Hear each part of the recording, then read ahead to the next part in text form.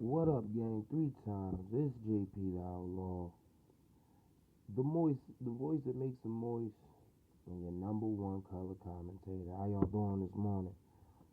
This is my TLC prediction episode, and plus I'm going to give you guys a 205 review on this episode. So just bear with me. Bear with me.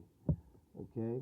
Let's start it off with TLC, my predictions with Kalisto and Baron Corbin in the chair match. Kalisto lost at Survivor Series because of Baron Corbin, so I got Kalisto taking a win at TLC. Only because Baron Corbin been a dick and getting his shit. The Wyatts. Moving on, the Wyatts versus Heath Slater and Rhino. Of course, the Wyatts are going to win. I think they're pushing Randy Orton. A lot of people are reporting that they're going to give Randy Orton and Bray Wyatt a push as champions. And they're running the old school angle that they tried to do with Daniel Bryan, but it didn't last long, like 3 weeks, if I remember. How I feel about that, it could work.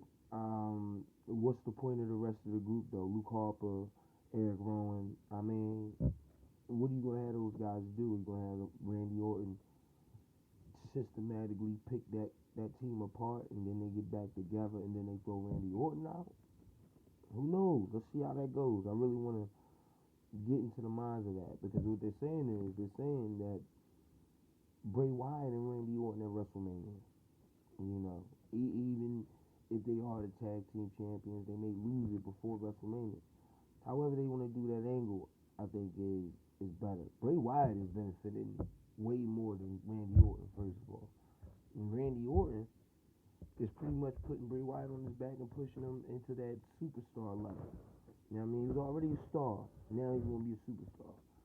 And I tell you what, if they keep him and Randy Orton together and keep pushing him, he could probably be an icon. You know what I mean? You keep giving him a good push. Let Randy Orton knock a couple of people off for him, give him a title shot or something. You know, it's all about how you book it. Moving on, Nikki Bella versus Carmella in a no disqualification match. I got Nikki Bella in this. Carmella been talking trash. Nikki Bella came out there, shut up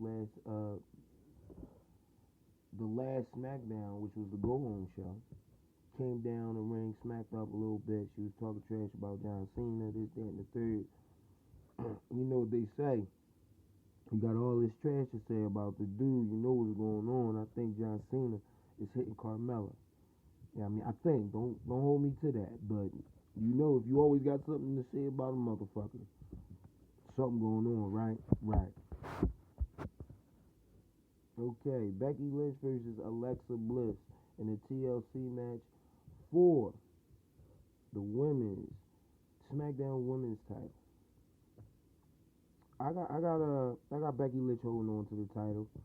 I think Alexa Bliss is ready to take it, but I still gotta, because they're promoting the four horsemen. Well, the four horsemen for women. They're promoting that. You know, you got freaking Carmella, not Carmella. I'm sorry. Sasha Banks, Charlotte, Becky, and Bayley. And those are your four horsewomen. So they're going to keep promoting that, regardless of what. That's why you don't see Bayley take too many losses. I think she's injured now because of fucking Dana Brooke bum ass. But anyway, moving past that, Dolph Ziggler versus The Miz in a ladder match for the IC title. At this point, what do you do with these two guys? They're giving out the best matches of their career. I would keep them together, let them keep working. Work these two all the way to WrestleMania if you can. If you can. I mean, I know it gets stale, I know it gets boring, but you can mix it up a little bit. You know, and then after WrestleMania, cut this feud. This feud has gone on too long. Another feud that's just ran into the ground. And I like SmackDown. I like SmackDown better than I like Raw. So, and for the main event, AJ Styles versus Dean Ambrose for the WWE World Heavyweight Championship in a TLC match. I got AJ coming out the winner. Again, as long as they keep all the shenanigans with James Ellsworth, and I hope they don't do that. I hope James Ellsworth is not involved in the main event. Just leave him out of it. Let Dean Ambrose and freaking AJ Styles go out there and do what they do. Do what they get paid for. So, and that is my predictions for TLC. Jumping into 205 Live. At first glance, it looks like a one of the showcase shows, not a major show like Raw or SmackDown. It's just one of those, superstars or main event type shows. That's what it looks like to me. So they gave you 3 matches. They gave you the Bollywood Boys versus Tony Nese and Drew something. I forget his last name. Gotta get better with that. It's Drew Gulak. I'm sorry, Drew Gulak. Ha. So the Bollywood Boys win over Drew Gulak and Tony Nese, which is cool because Tony Nese just won on Raw. So him eating a loss to premiere their new show isn't bad.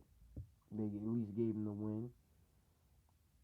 The next match, I don't like the guy with the funny mustache. I think he's more of a comedic wrestler, which is cool, but it is what it is. He beats I believe the guy that used to be out there with Muhammad Masan. He beat him because that's how I remember him. I never used to say that guy's name. It was too much. But he used to be with Muhammad Masan. He beats him, defeats him. It was a good match all in all. Very technical, but cool. Rick Swann versus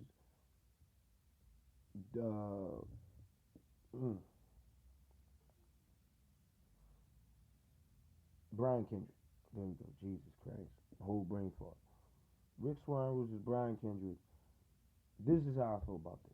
You put the title on the line and that's cool. They haven't defended the title on Raw at all yet. I believe that is true. There hasn't been a title defense for the cruiserweights on Raw. So you kick off your show 205 Live and you end it with a cruiserweight championship match, which is cool, but you gotta showcase these cruiserweights. If this is gonna be again like their main event show on Raw, they should be having way more time, a way better block of time to do what they do as performers. Period. So that's my review, and that's my predictions. My review for 205 Live, it was a little loose, a little sloppy, but I'll get better with that. That's next week. Got y'all. Alright? As always, follow me on Wrestling Amino. Follow me on there, JP Outlaw. Follow me on Twitter, JP Outlaw as well. And if you get a chance, check out my YouTube channel. I just put up a Best of Edge. And you know how this goes. WWE got all of their videos on lock, but they got a lot of good Edge videos.